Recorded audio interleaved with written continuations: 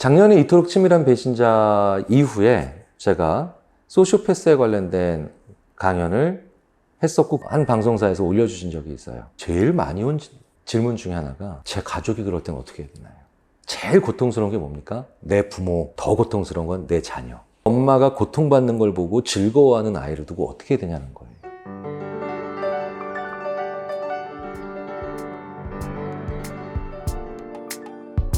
이토록 치밀한 배신자는 소시오패스들의 일반적 성향에 대해서 얘기해 놨죠. 그런데 그 책을 읽으면 그래서 소시오패스는 이런 인간들이구나 라는 걸 확실히 알 수 있게 됩니다.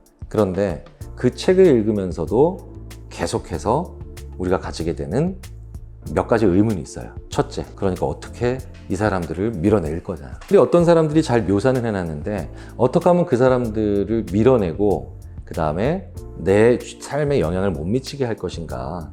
여기에 대해서는 그렇게까지 구체적이진 않았습니다. 그러니까 두 번째, 훨씬 더 어려운 질문들이 이제 새 책에 나와 있죠. 두 번째 책에는 바로 내 아이가, 내 가족이, 내 사랑하는 사람이 소시오패스일 때 어떻게 해야 되냐는 거예요. 들여다보기 힘든, 하지만 분명히 소시오패스가 존재한다는 건 그 사람의 가족이 존재한다는 뜻이거든요. 그런데 만약에 100명 중에 4명이 소시오패스라면 그러면 그 사람의 가족은 16%가 될 수도 있는 거예요. 무시할 수 없는 많은 비율의 높은 분들의 사람들이 내 가족으로서의 소시오패스 때문에 고통스러워한다는 거죠. 실제 책에서도 몇 가지 사례가 소개됐지만 가정이 파탄납니다. 어떻게 파탄나느냐? 일단 아빠들이 먼저 가출을 해요. 일반적으로 이제 아빠들이 이 가정에 대한 평화의 책임을 먼저 느끼죠. 그러니까 자존심이 허락치 않는 거예요. 도저히 이 자존심 상하는 그리고 고통스러운 상황을 견디면서 아빠는 가출하고요. 엄마가 남아서 그 아이 곁에서 근근히 뭔가가 터지지 않게 시한폭탄을 다루듯이 계속 이러고 있죠. 그리고 어느 순간 포기해요. 그리고 그 포기하는 순간을 자녀로서의 소시오패스는 알죠. 사실 내 가족, 심지어 내 자녀가 소시오패스라고 했을 때 그것에 대해서 마사 스타우트도 자, 요렇게 도려내, 자, 요렇게 끝내, 이렇게 간단하고 명료한 대답을 할 수는 없죠. 사실 이건 마사 스타우트가 아니라 그냥 신이 와서 얘기를 해줘도 그렇게 쉬운 일은 아닐 겁니다. 근데 몇 가지 우리가 생각해 볼 여지는 있죠. 그들은 양심이 없는 인격이에요. 양심이 없는 포유류, 동물이에요. 그러니까 좋은 행동을 할 때마다 칭찬을 해줘야 소용이 없어요. 먹을 걸 줘야 돼요.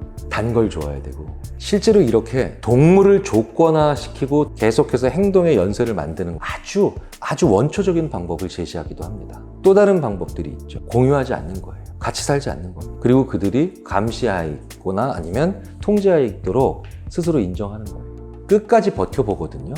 끝까지 버텨보는데 그렇게 끝까지 버텨봤을 때 오히려 더 큰 비극이 만들어지고 그 다음에 더 큰 참사로 확대되는 경우를 우리가 비일비재하게 보거든요. 왜 소시오패스의 자녀를 둔 부모들이 이걸 빨리 인정을 해야 되냐면 소시오패스가 이제 완전히 족쇄가 풀리는 게 바로 자기 부모가 사망했을 때 혹은 자기 부모가 완전히 거동을 하지 못하거나 아니면 기능을 할 수 없을 정도로 황폐해졌을 때 이제 그들은 완벽한 족쇄가 풀리는 겁니다. 왜냐? 저 쳐죽일 놈, 저 나쁜 놈이라고 하는 부모의 얘기가 이제 세상 밖으로 나가지 않을 수 있게 되거든요.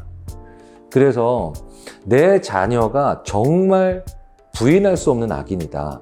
그렇다면 부모가 빨리 인정해야 된다. 그리고 감시받게 해야 된다. 통제받게 해야 된다. 굉장히 가슴 아프지만 그리고 아무것도 해결책이 아닌 것 같지만 사실은 마사 스튜어트는 이 책을 통해서 가장 정확하게 그 문제에 어떻게 대처하는지를 우리한테 얘기해주고 있는 겁니다. 제가 읽어볼게요. 진정한 악은 무언가가 빠져있는 결함일 뿐 그 이상도 그 이하도 아니다. 그러니까 우리는 악이 있기 때문에 악행을 저지른다고 생각을 하잖아요. 그게 아니라 무언가 빠져있기 때문에 악행을 저지르는 거예요. 그게 바로 양심이라는 거죠. 연민이고 공감이라는 거예요. 그러니까 이건 굉장히 수학적으로도 중요한 얘기가 되죠. 악이라고 하는 것이 플러스 돼서 악행이 되는 게 아니라 우리가 뭔가를 안 만들었기 때문에 그 악이 결과적으로 생길 수밖에 없다는 겁니다. 심지어 동물만큼도 못한 행동을 부르고 우리가 결과적으로 소시오패스라고 부른다라고 한다는 거죠.